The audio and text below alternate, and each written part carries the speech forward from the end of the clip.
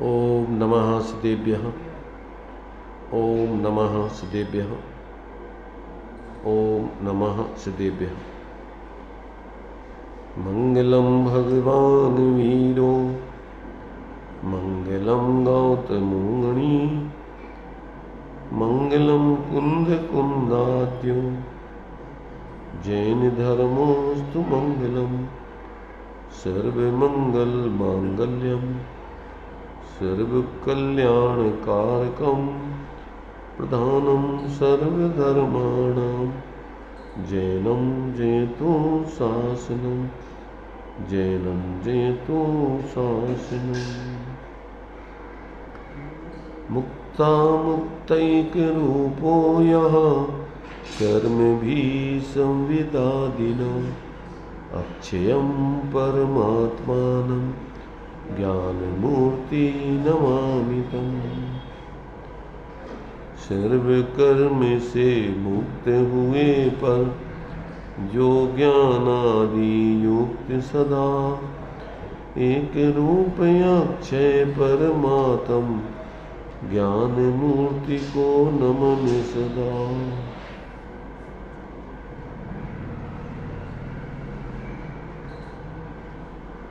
चर्चा अपनी स्वरूप संबोधन के माध्यम से चल रही है। विषय मोक्ष के कारण रूप रत्नत्रय के स्वरूप को यहाँ पर अपन क्रमशः समझ रहे हैं। अभी कल रत्नत्रय का प्रथम पाया सम्यक दर्शन के बारे में चर्चा की थी। आगे आज सम्यक ज्ञान का स्वरूप यहाँ पर बताया जाता है। छंद 12 है जिसमें सम्यक ज्ञान के स्वरूप को आचार्य देव स्पष्ट कर रहे हैं।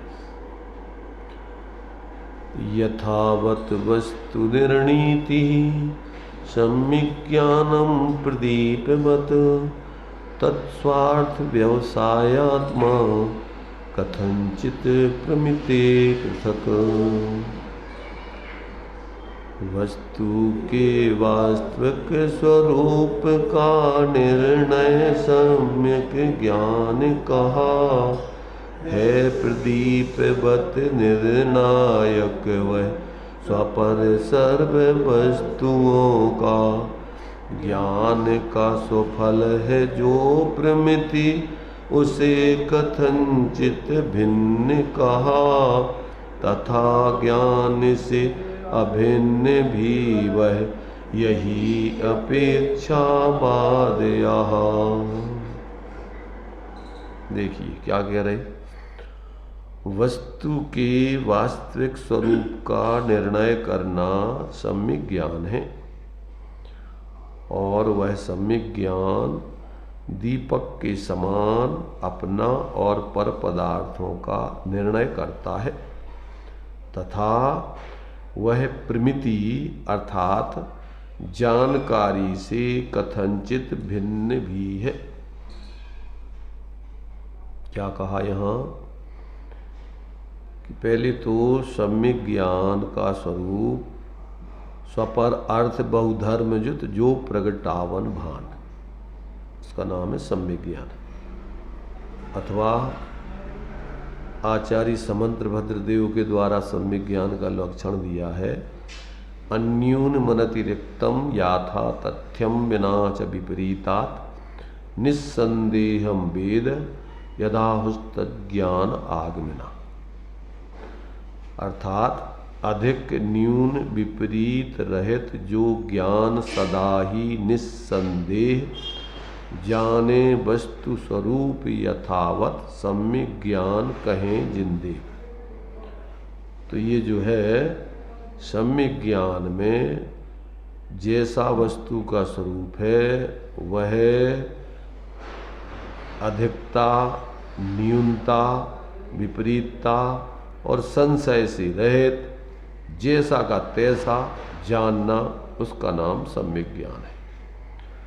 तो यहाँ कहते हैं कि वो सम्यक ज्ञान जो स्वपर पदार्थों का निर्णय करने वाला है वह उस स्वपर की जानकारी से कथनचित भिन्न कथनचित अभिन्न जानना चाहिए। अब इसका खुलासा टीका में देखिए करते हैं। यथावत वस्तु निर्णीति, स्वरूप का उल्लंघन नहीं करके अर्थात पूर्ण स्वरूप संपन्न वस्तु को जानना सम्यक ज्ञान है।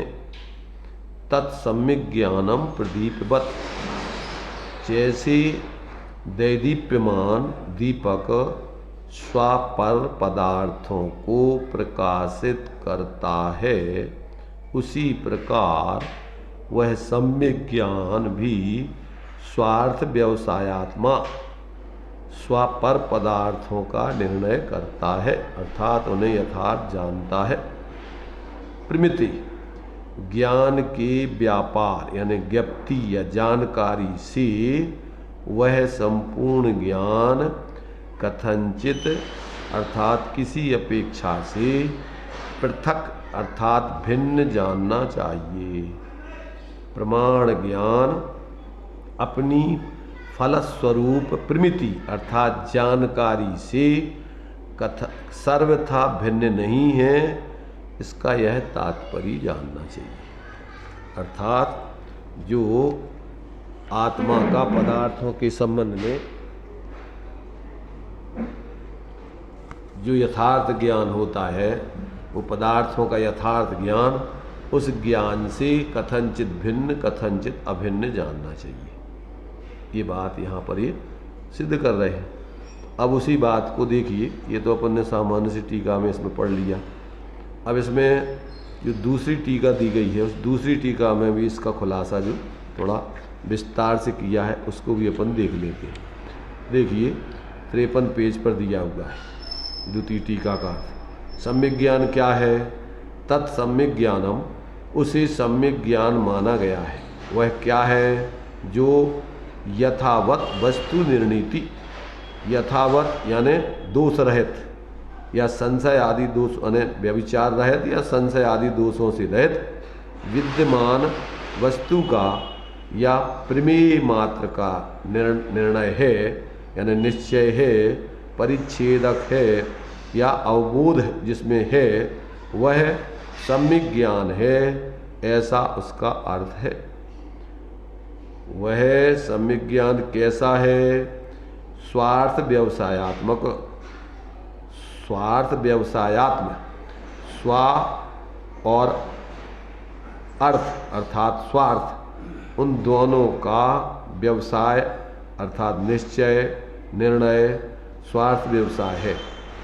वह ही है आत्मा, स्वरूप जिसका, यहाँ आत्मा का अर्थ मतलब वह माने जो स्वपर अर्थ का जानपने रूप है, वह स्वरूप जिसका, आत्मा माने उसका स्वरूप, तो वह ही है स्वरूप या आत्मा जिसका, वह स्वार्थ व्यवसायात्मक ज्ञान है। क्रमशः द्वंद्व तत्पुरुष और बहुब्रीहि समास द्वारा इसका ये विश्लेषण किया गया है। इससे वह ज्ञान न मात्र स्व को ही जानता है और न मात्र पर पदार्थ को ही जानता है, अपितु दोनों को ही जानता है। इस प्रकार वह बोधन फल अर्थात जानकारी उसका विशेषण है। इस तथ्य को स्वीकार न करने पर न्याय शास्त्र में वर्णित अनेक दोषों का प्रसंग आता है। यदि ज्ञान को स्वपर पदार्थों का यथार्थ जानने वाला न माना जाए तो कहते हैं इसमें बहुत सारे दोष खड़े होते हैं। यहाँ प्रश्न है कि एक ही ज्ञान स्व और पर पदार्थों को कैसे जानता है, तो इसका उत्तर देते हुए आचार्य देव ने दृष्टांत द्वारा उसका खुलासा किया है कि प्रदीपवत, जैसे दीपक स्व और पर पदार्थों को प्रदीप्त करता है, अर्थात दोनों को प्रकाशित करने के लिए वहाँ दूसरा कोई कारण नहीं चाहिए, खोजना पड़ता है। उस दीपक को दिखाने के लिए और अन्य पदार्थों को दिखाने के लिए माने कोई अलग अलग दो चीज़ों की या अन्य चीज़ों की जरूरत नहीं है। वो दीपक स्वयं ही अपना भी प्रकाशक है और अन्य पदार्थों का भी प्रकाशक है। उसी प्रकार एक ही ज्ञान स्व और पर पदार्थों को जान लेता है। तो यहाँ कहते हैं, यहाँ ये प्रश्न फिर खड़ा होता है कि परिच्छेदात्मक प्रमाण रूप सम्यक ज्ञान तो कारण है, साधन है, तथा उसके फल रूप निर्णय तो भाव साधन रूप है, माने उसका भाव रूप है। इन दोनों का सामान्य अधिकरण एक ही आधार कैसे हो सकता है? कार्य जो हो रहा है जानन रूप कार्य, उन दोनों का एक ही आधार कैसे हो सकता है? तथा दोनों के एकत्व होने पर फलात्मकता यानी जानकारी को ज्ञान जानने वाले ज्ञान से पृथक कैसे किया जा सकता है? यदि आप उसको एक ही मानते हो तो उसको अलग कैसे करोगे, और अलग मानते हो तो दोनों एक नहीं रहे। फिर इसका उत्तर देते हुए आचार्य देव कहते हैं, वह सम्यक ज्ञान क्या है? प्रमीते अर्थात फलभूत अज्ञान की निर्वृत्ति स्वरूप ज्ञप्ति जानकारी से कथनचित पृथक किसी अपेक्षा से यानी कारकों की दृष्टि से भेद दृष्टि से पृथक है और वस्तु स्वरूप की दृष्टि से अपृथक है। हाँ, तो जैसे अपन देखते हैं कि अपने शरीर के अंग कथनचित शरीर से अतद्भाव रूप अन्य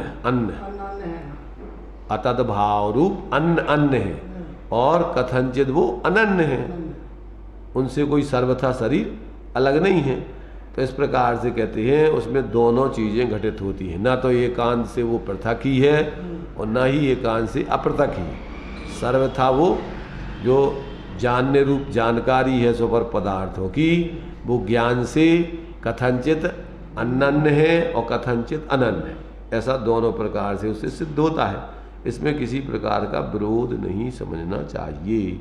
तो ये इस सम्यक ज्ञान का यहाँ इन्होंने जो खुलासा किया है, वो सम्यक ज्ञान का स्वरूप इस प्रकार स्वपर अर्थ को जानने में सम्यक प्रकार से समर्थ है, और वो वास्तव में उस जानकारी से ज्ञान कथनचित भिन्न और कथनचित अभिन्न ऐसा जानना चाहिए। न सर्वथा वो भिन्न है और न सर्वथा अभिन्न है। अब इसके लिए जो है इसमें इन्होंने जो खुलासा किया है, इसमें खुलासा दूसरे तरीके से किया है, मैंने विशेष दृष्टांत आदि देकर इसको अपन थोड़ा देख लेते हैं। देखिए, सम्यक ज्ञान का स्वरूप यथावत वस्तु निर्णय जानना। आत्मा की मुक्ति के लिए आत्मा कैसे शांत स्थिति में रह सके, ऐसा करने के लिए उपाय है सम्यक दर्शन, सम्यक ज्ञान, सम्यक चारित्र। सम्यक दर्शन तो हुआ आत्मा के वास्तविक स्वरूप में उपयोग को फिट बैठाना, प्रतीति करना।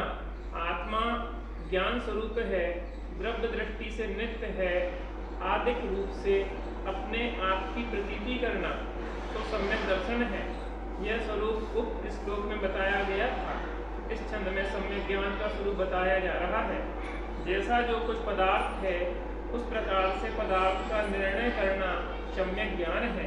वैसे तो लोग चीज़ों को जानते हैं कि यह चौकी है, यह खंबा है, लेकिन चौकी में क्या है, किससे बनी है, क्या स्वरूप है, इस बात को नहीं समझते। इसलिए यह लौकिक ज्ञान सम्यक ज्ञान नहीं है। कोई समझता है कि चौकी को बढ़ई ने बनाया, चौकी पेड़ से निकली, चौकी जैसी है वैसी समझ रहे हैं, और वहाँ हालत क्या है कि चौकी है अनंत परमाणुओं का पुंज और वे सब परमाणु द्रव्य हैं। तो अपने स्वभाव से उत्पाद व्यय और भोग किया करते हैं। संघात अवस्था में यह चौकी बनी है तो यह परमाणुओं से कथनचित अभिन्न है, फिर भी यह माया रूप है, परमाणुओं से कथनचित भिन्न है। तो स्वरूप भेद और कारण इसका सही भेद ज्ञान न होने से कुछ जानकारी होकर भी मिथ्या ज्ञान कहलाता। अब देखो यहाँ पर अपने लिए स्वरूप विपर्यास, भेदा भेद विपर्यास और कारण विपर्यास, ये तीन विपर्यास सामान्य जानकारी वाले लोगों के ज्ञान में से दूर नहीं होते। विपर्यास का मतलब अन्यथापना। तो यहाँ ये बताया जा रहा है, टोडरमल जी ने इसके लिए दृष्टांत दिया कि सम्यक दृष्टि जीव कथंचित रस्सी को सांप जाने, सांप को रस्सी जाने, तो भी उसका ज्ञान सम्यक, और मिथ्या दृष्टि रस्सी को रस्सी जाने, सांप को सांप जाने, फिर भी उसका ज्ञान मिथ्या ज्ञान। हेतु क्या दिया उसमें कि उसके लिए उसका यथार्थ स्वरूप भाषित नहीं है, उसकी भिन्नता भाषित नहीं है, उसका कारण यथार्थ भाषित नहीं है। तो तीन प्रकार के विपर्यास मिथ्या दृष्टि के ज्ञान में चलते हैं। लौकिक दृष्टि से भले ही वो सांप को सांप कह रहा है और रस्सी को रस्सी कह रहा है, तो लोक में तो जानेंगे कि ये सही है, और जो मान लीजिए किसी के लिए इंद्रिय के दोष आदि के कारण से अथवा ज्ञान आदि की कमी से उसके लिए कदाचित सांप में रस्सी दिख रही हो और रस्सी में सांप दिख रहा हो, फिर भी उस जीव के लिए उसका सही स्वरूप पता है। तो उसमें कैसे पता है कि सम्यक दृष्टि तो माने जो मिथ्या दृष्टि है वो तो सांप को एक वस्तु मानता है, एक वस्तु है, और सम्यक दृष्टि सांप को एक वस्तु नहीं मानता। सम्यक दृष्टि क्या जानता है?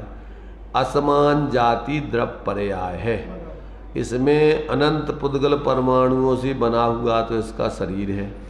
वे पुद्गल परमाणु अलग अलग अपने अपने अलग स्वरूप में हैं, वे भिन्न हैं, और इसमें रहने वाला जो आत्मा है वो आत्मा इन सब शरीर आदि से पृथक है, और वो आत्मा अपनी गुण पर्यायों से जो इस शरीर के सांप के आकार में जो जीव की अवस्था हो रही विभाव व्यंजन पर्याय, उससे तो अनन्य है, परंतु इस सांप के शरीर आदि जो पुद्गल परमाणुओं का आकार है समान जाति द्रव्य पर्याय, उससे पृथक है। तो वो ऐसा सांप का यथार्थ स्वरूप जानता है, और उसमें किससे भिन्न है वो और किससे अभिन्न है वो जानता है। और ये जो अभी असमान जाति द्रव्य पर्याय बनी है, तो इसका कारण पूर्वकृत कर्म के उदय से जो उसने नाम कर्म बांधा था उसके निमित्त से शरीर मिला है, और उस पर्याय में जीव अपनी अनादिकालीन अज्ञानता से ऐसी इस पर्याय को प्राप्त हुआ है। तो ऐसा बराबर वो निमित्त नैमित्तिक संबंध आदि का भी यथार्थ में किसी दूसरे ने इसको बनाया नहीं, कोई इसके लिए और कोई भगवान आदि की इसने रचना की नहीं है। तो ये इस तरीके से वो जीव स्वतंत्र अपनी ही योग्यता से अज्ञान दशा में ऐसी अवस्था को प्राप्त हुआ है, और निमित्त रूप में उसको कर्मों का आश्रय बंध होकर के ये सब दशा प्राप्त हुई। तो सम्यक दृष्टि तो इस रूप जानता है, अगर रस्सी है तो वो समान जाति द्रव्य पर्यायों का पिंड है, उसमें कोई एक वस्तु नहीं है, पर मिथ्या दृष्टि ऐसा नहीं जानता है। हाँ, तो ये जो है जो अपन ने पहले भावदीपिका में पढ़ा था कि दृश्यमान पुद्गल पर्यायों में द्रव्य बुद्धि, ये अग्रित मिथ्या अनादिकाल से जीवों को ये चलते आए। पर द्रव्य गुण पर्यायों में अहंकार ममकार बुद्धि, और दृश्यमान पुद्गल विभाव व्यंजन पर्यायों में द्रव्य बुद्धि, और अदृश्यमान ऐसे सूक्ष्म अंतरित दूरवर्ती पदार्थों में अभाव बुद्धि। दिखते ही नहीं है, कहाँ हमने नहीं मानते हम, तो जो चीज़ दिख नहीं रही उसका ना उसका अभाव मानना, और जो अपन नहीं है अपने नहीं है उनमें अपनापन और अपने मानना, और जो अनेक पुद्गल परमाणुओं के स्कंध हैं उसमें एक एक वस्तुएं मानना, एक एक पदार्थ मानना। तो ये जो है इस जीव को अनादिकाल से वस्तु तत्व के संबंध में ऐसा विपर्यास चलाया। अब जब तक जीव को ऐसा तत्व निर्णय करके भ्रांति दूर नहीं होगी, और कारण विपर्यास भी हो गया, तीनों विपर्यास चलते हैं। तो यहाँ कह रहे हैं कि सम्यक ज्ञान में तो वस्तु का यथार्थ स्वरूप स्वपर पदार्थ जैसा है अपने गुण पर्यायों सहित, ऐसा बराबर उसके ज्ञान में भाषित होता है। तो सम्यक ज्ञान में इस प्रकार की कोई भ्रांति नहीं होती। और मिथ्या ज्ञान में इस प्रकार की भ्रांति चलती रहती। तो ये जब तक जीव को क्या है कि जब तक ऐसा वस्तु का पृथक पृथक बोध नहीं होता है तब तक उसका मोक्ष मार्ग स्वाश्रय से, जो परद्रव्यों से भिन्न अपने ही आत्मा को अपना स्वरूप जानना मानना और उसका आश्रय करके जीना, ये उसके जीवन में चालू नहीं होता है। इसलिए ये यहाँ कह रहे हैं कि भैया जिसके लिए इस प्रकार से जब तक ऐसा यथार्थ वस्तु स्वरूप का स्वतंत्र ज्ञान नहीं होता है तब तक उसका ज्ञान सम्यक ज्ञान नहीं है।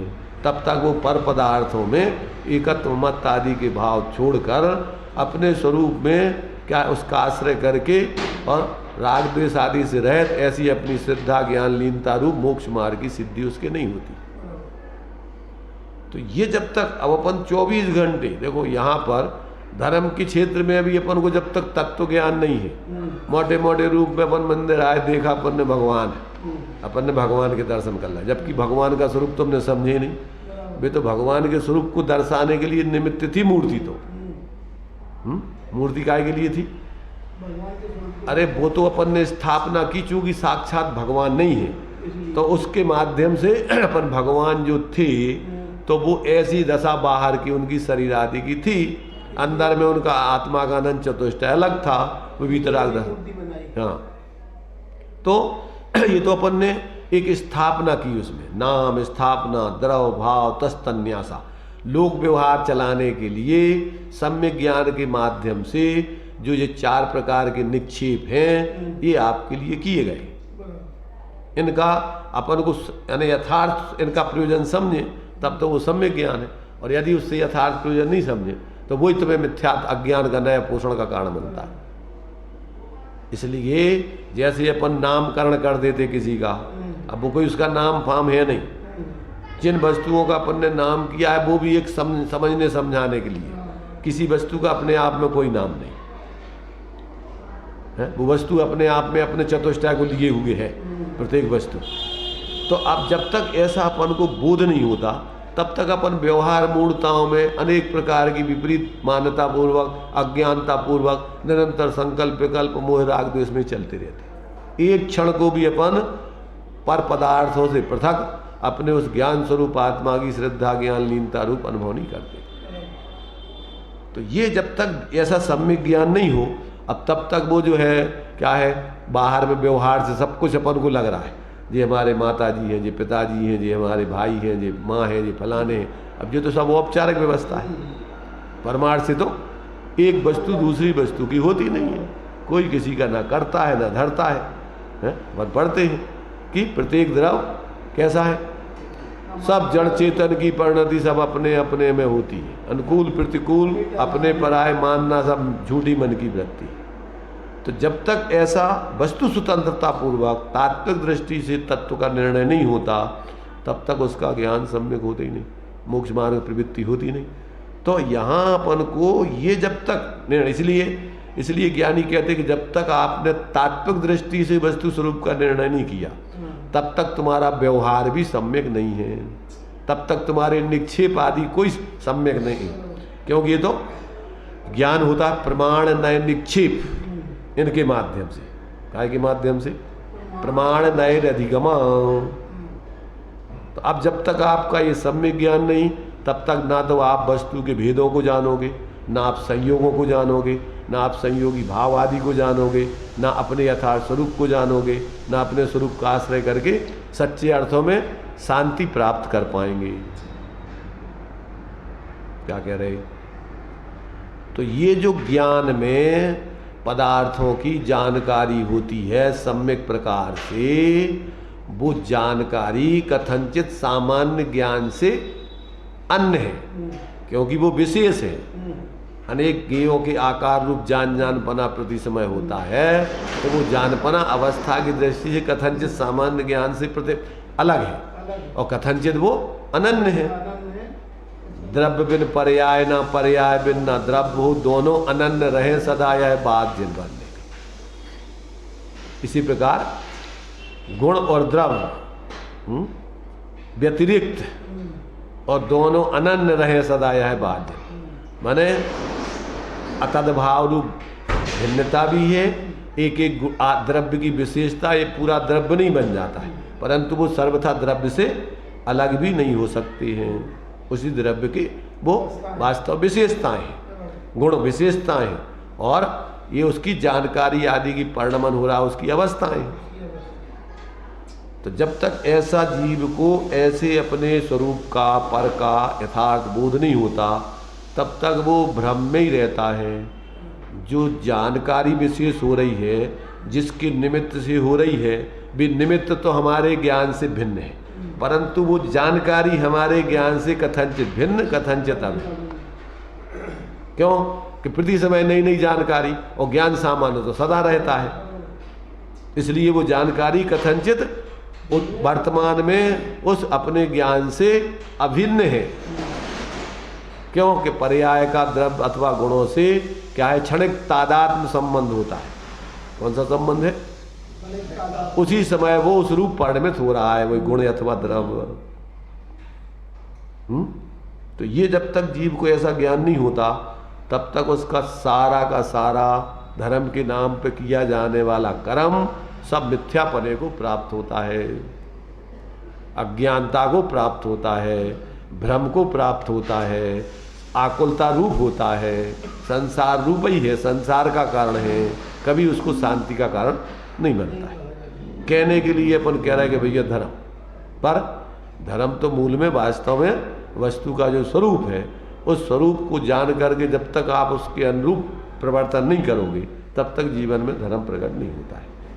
तो जैसा पदार्थ है, मिल गया, जैसा पदार्थ है उस प्रकार से पदार्थ के निर्णय होने का नाम है सम्यक ज्ञान। वह सम्यक ज्ञान स्वयं और पर का निश्चय कराने वाला है, यानी ज्ञान अपने आप भी निर्णय रखता है, निर्णय रखता है, नहीं निर्णय रखता है, निर्णय रखता है कि मैं सही हूँ, और पदार्थ भी सही है, ऐसा निर्णय करता है कि पदार्थ जैसा जो पदार्थ, पदार्थ भी निर्णय करता है कि नहीं, वो पदार्थ का भी निर्णय करता है कि जो पदार्थ है वो भी यही है और मैं भी सही हूँ। माने दोनों कोई ऐसा नहीं है कि नहीं है, दोनों की सत्ता है, पर दोनों की सत्ता अलग अलग है। जानकारी दोनों की कथनचित अपने ज्ञान से भिन्न, कथनचित अभिन्न है, परंतु पदार्थों की सत्ता अपने से भिन्न पर की, और अपने पदार्थ की सत्ता अपने ज्ञान से कथनचित भिन्न, कथनचित अभिन्न। यदि ज्ञान अपने आप का निर्णय न रखता हो, स्वयं तो पर का भी निर्णय नहीं बन सकता। अगर अब ये कह रहा है, यदि ज्ञान अपने आप का निर्णय न रखता हो, स्वयं तो पर का भी निर्णय नहीं बन सकता। तो मतलब तो क्या होगा कि जब अपना निर्णय, जब तुम अपनी भिन्न सत्ता नहीं समझोगे, तो दूसरे का तुम क्या जानोगे। इसलिए ये कहते हैं कि वास्तव में ज्ञान पहले तो अपना निर्णय होता है, और उसके साथ साथ पर का निर्णय उसी साथ में एक साथ होता है। तो ऐसा जो है वो सम्यक ज्ञान दोनों एक ही साथ प्रकट होते, स्वपर का ज्ञान में एक साथ प्रकट होता है। जैसे जाना कि यह पुस्तक है तो निर्णय है ना, पूरा की पुस्तक ही है, और जो उसे समझा कि यह पुस्तक है, सो यह ज्ञान भी सही ही है। दोनों बातें चित्त में समाई हैं, तब यह ज्ञान सही कहलाता है। तो आत्मा के बारे में भी जैसा आत्मा का स्वरूप है, वैसा निर्णय होना सम्यक ज्ञान है। आत्मा एक अखंड वस्तु है, अब उसे भेद करके समझाया जाएगा। चैतन्य स्वरूप है यह आत्मा, ज्ञान दर्शनात्मक है यह आत्मा, यों अब भेद करके करते जा रहे हैं। उसके समझने के लिए धर्मों का विस्तार बताया जा रहा है। यह ज्ञान दर्शन रूप है, निरंतर जानता रहता है, सबसे निराला है, अपने स्वरूप में है, अनंत आनंद का निधान है, स्वयं निराकुल है। ऐसे आत्मा के इन तत्वों को जानना सम्यक ज्ञान है।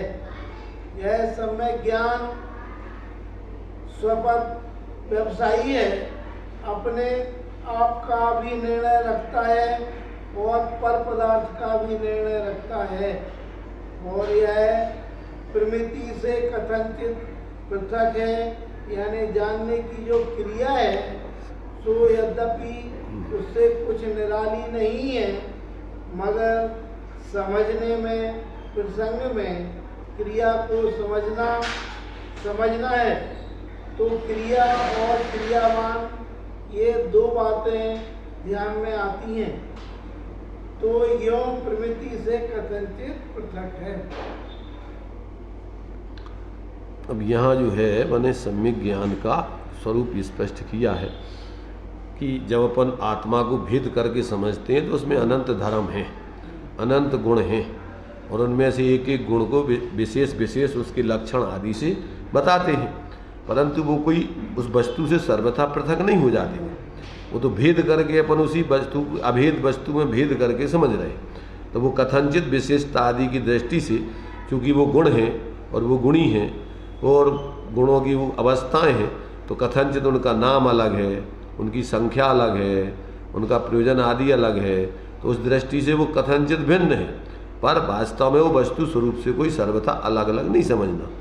ऐसा जो है यहाँ पर कहते हैं जो इस प्रकार का ज्ञान होता है, तो न्याय ग्रंथों में उस ज्ञान सम्यक ज्ञान के प्रमाण ज्ञान के जो लक्षण दिए हैं उसका जो फल बताया है, अज्ञान निर्वृत्ति हानोपादान उपेक्षाश्च फलम। सम्यक ज्ञान का क्या फल है? कहते हैं सबसे पहले तो साक्षात अज्ञान की निवृत्ति होना, अपने और पर के बारे में जो भ्रम है उस भ्रम का भाव होना। तो पहले तो स्वपर पदार्थों का यथार्थ बोध, उससे मिथ्या ज्ञान का भाव होता है, और फिर क्रम से जो है रागादिक की निवृत्ति और वीतरागता की प्रवृत्ति यानी सिद्धि उस सम्यक ज्ञान से होती है। अगर ये नहीं हो तो वो ज्ञान किस काम का? जो ज्ञान तुम्हें अहित से न बचावे और हित में न प्रवृत्ति करावे तो उसे ज्ञान कौन कहेगा? दृष्टांत आचार्यों ने दिया है कि तुम्हारे हाथ में दीपक हो और तुम आँखों से देख रहे हो और जाके कुएं में पड़ जाओ, तो तुम्हारा दीपक लेना और आँखों से देखना क्या काम का है? तो ऐसे ही सम्यक ज्ञान से ही यानी ज्ञान से ही आश्रमों का निरोध होता है। बिना सम्यक ज्ञान के आश्रमों से निवृत्ति नहीं होती, और हित में अर्थात अपने संवर निद्रा रूप जो है प्रवृत्ति नहीं होती, मोक्ष की सिद्धि नहीं होती। तो ये जब तक जीव को ऐसा निर्णय नहीं होता और निर्णय करके उसके जीवन में इस प्रकार का जो उसका अज्ञान से निवृत्ति और अज्ञान, पहले तो अज्ञान की निवृत्ति और फिर क्रम से राग द्वेष आदि का क्रम से अभाव होकर वीतरागता की, इसलिए मोक्ष मार्ग को वीतराग विज्ञानता शिव स्वरूप शिवकार नमः त्रियोग समार्गे, मैंने सम्यक ज्ञान और इसके साथ फिर मोह राग द्वेष आदि का अभाव होते हुए ये जो है इस जीव के लिए जो है उस स्वाश्रित रूप प्रवृत्ति करा करके पूर्ण सुख की दशा, उस मोक्ष दशा, चूँकि अपने लिए मोक्ष मार्ग का स्वरूप बताया जा रहा है भेद करके, सम्यक दर्शन ज्ञान चारित्राणी मोक्ष मार्गा। तो कहते हैं तीनों अलग अलग मोक्ष के मार्ग नहीं है, इन तीनों का अभेद रूप पना है, वही मोक्ष का मार्ग जानना।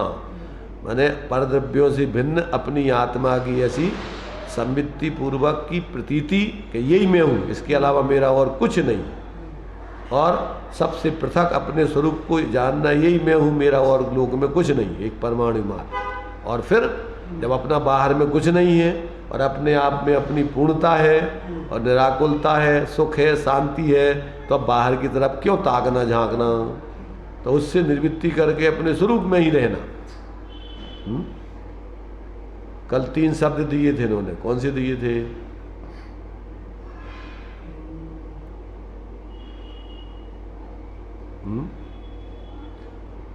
सूझ बूझ और रीझ। सूझ माने सम्यक दर्शन, बूझ माने सम्यक ज्ञान और रीझ माने सम्यक चारित्र। अपनी सुधि आ गई, अपनी सुध भूल आप दुख उठायो, हैं? नलिनी लटकायो। सुकर जो है वो सुगा जो है क्या करता है वो, हाँ, अपनी सुध भूल आप दुख उपायो। हाँ, नलिनी लटकायो और फिर अपने उड़ने के स्वभाव को भूल करके और उसमें लटक गया।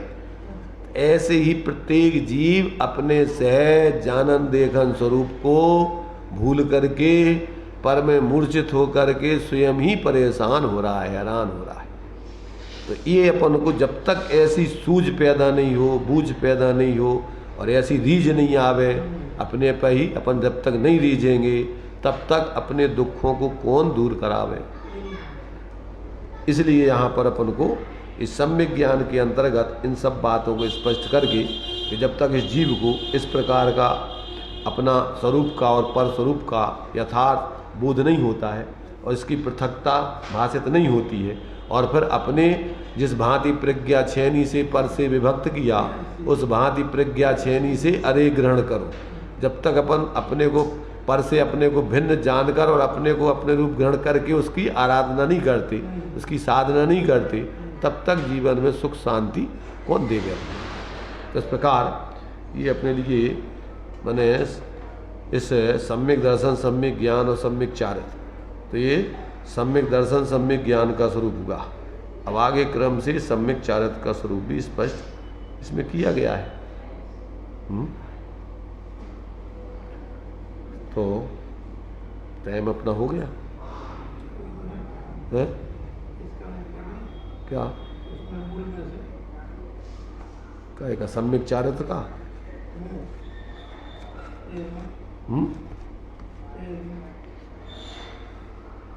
पीरमा छंद। चलो सम्यक चारित्र का भी, अब सम्यक चारित्र के स्वरूप का 2 श्लोकों द्वारा प्रतिपादन करते हैं। 2 श्लोक दिए एक साथ, देखिए।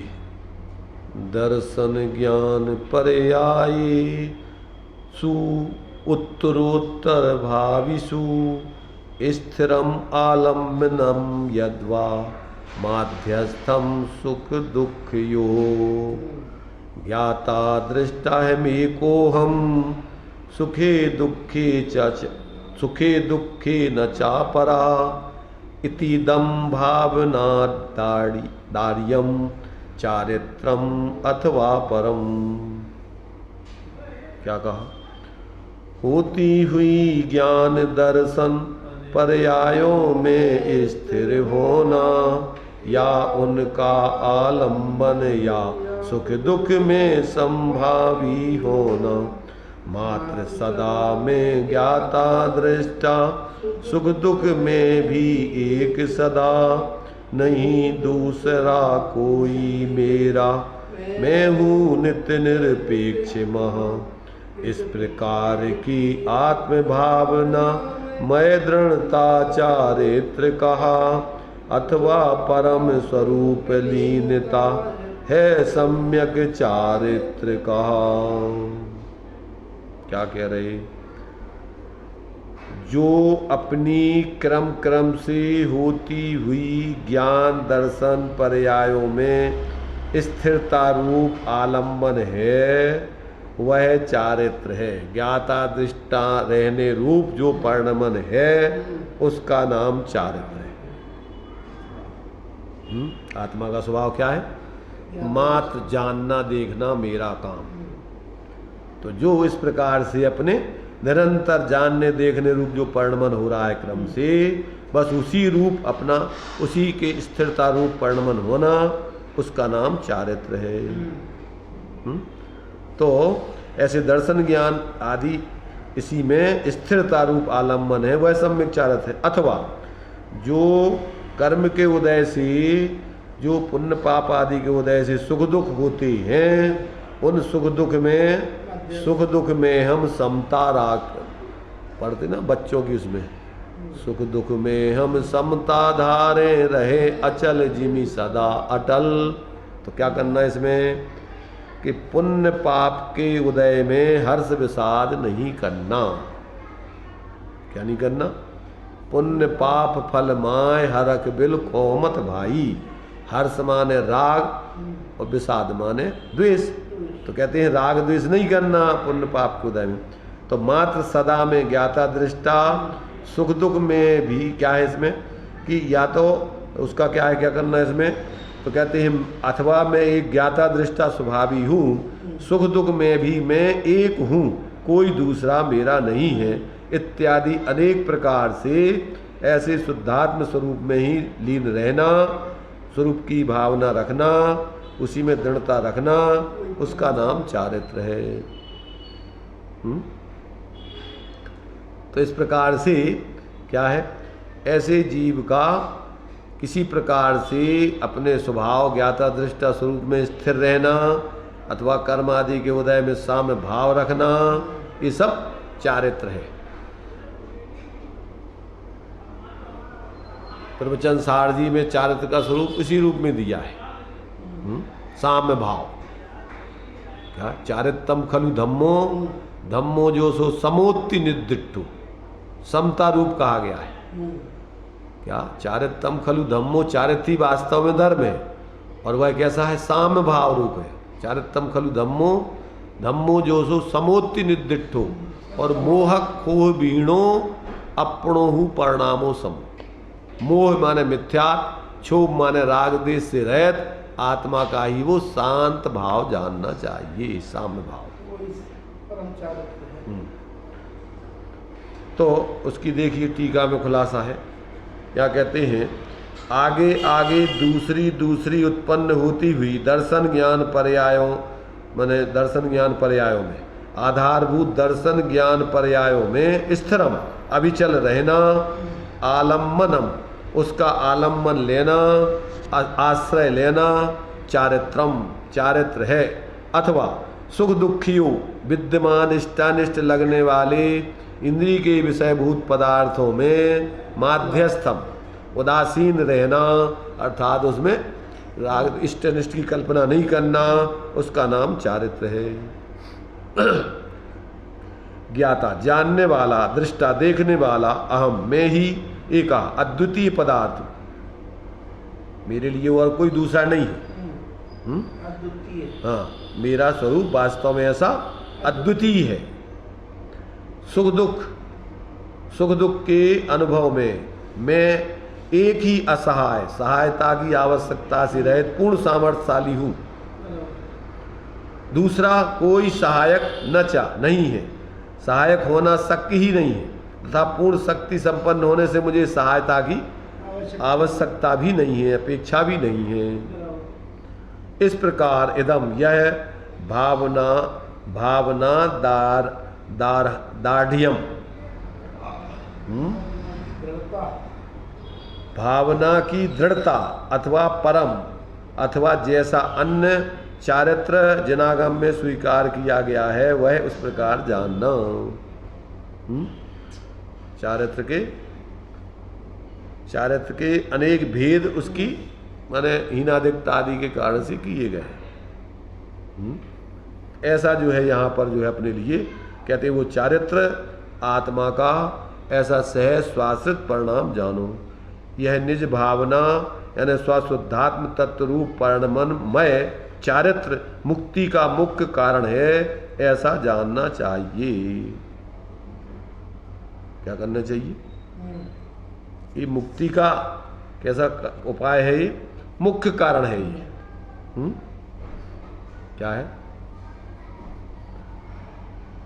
मुक्ति का उपाय, मुक्ति का मुख्य कारण जानना चाहिए। ऐसा अपन उसमें पढ़ते ना देवसास गुरु की पूजन में,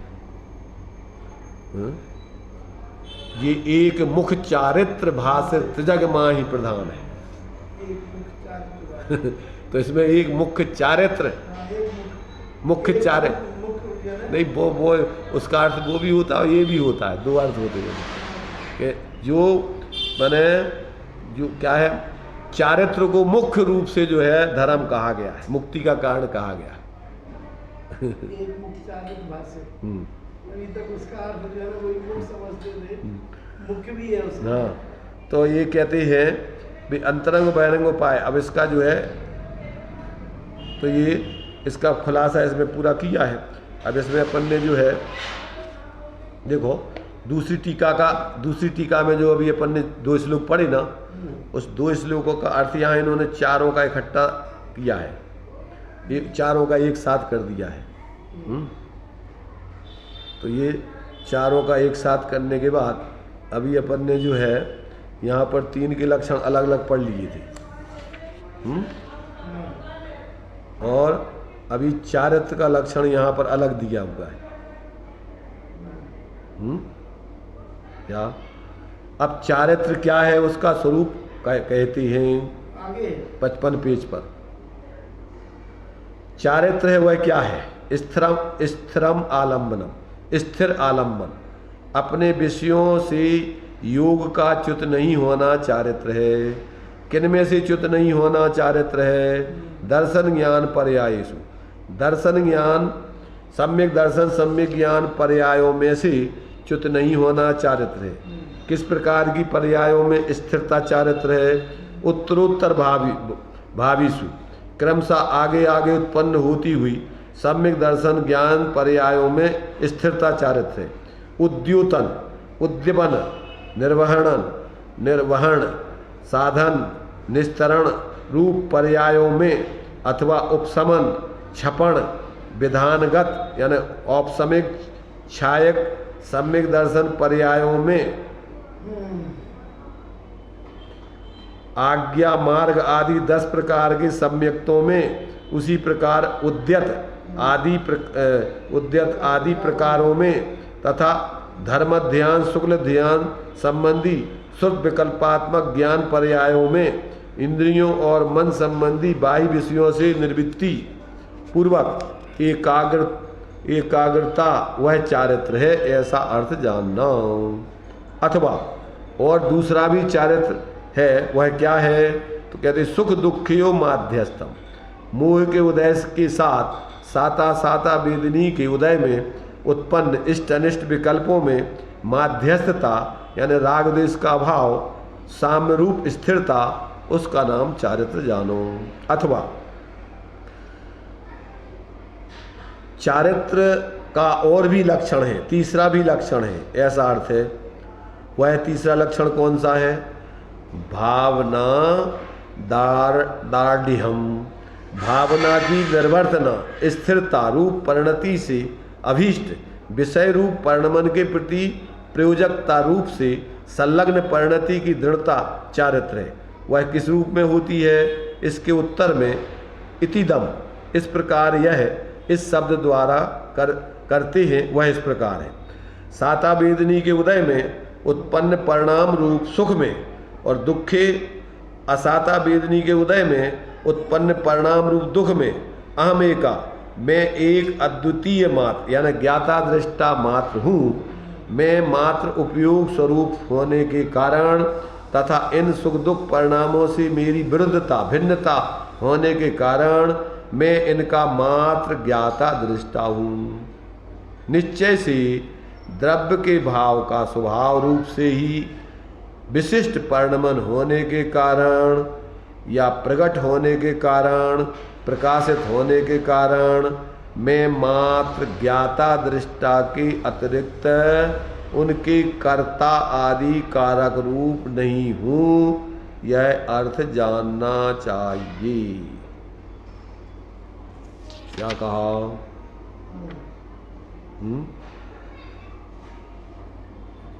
समझ में आया कि नहीं आया?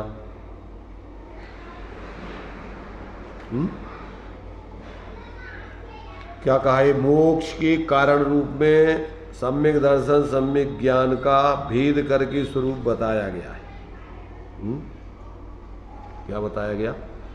सम्यक दर्शन का स्वरूप, सम्यक ज्ञान का स्वरूप, सम्यक चारित्र का स्वरूप। अर्थात जब ये जीव तत्व का निर्णय करके, स्वपर का हे उपादेय आदि का निर्णय करके, जब पर द्रव्यों से भिन्न अपनी आत्मा की अनुभूति प्रतीति करके अपने स्वरूप का अवलंबन पूर्वक इस प्रकार बाहर से सब तरफ से मध्यस्थ हो जाता है, कहीं का आकर्षण उसकी नहीं रहता है। तो ऐसी उस साम्य दशा का नाम सम्यक चारित्र ज्ञान। अब उसके भेद करके तत्वार सूत्र में सामायिक, छेदोपस्थापना, परिहार विशुद्धि, सूक्ष्म सांप्राय, यथाख्यातमिति चारित्रम,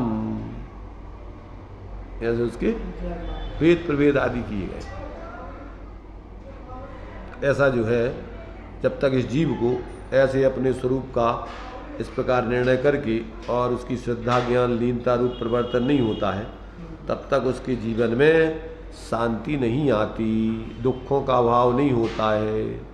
उसका जीवन अनादिकालीन इस चतुर्गति के जन्म मरण के चक्र पूर्वक जो शरीर आदि में मूर्छित होकर, पर में मूर्छित होकर के जो निरंतर आकुलता भोग रहा है, उस आकुलता का अभाव उसका नहीं होता है।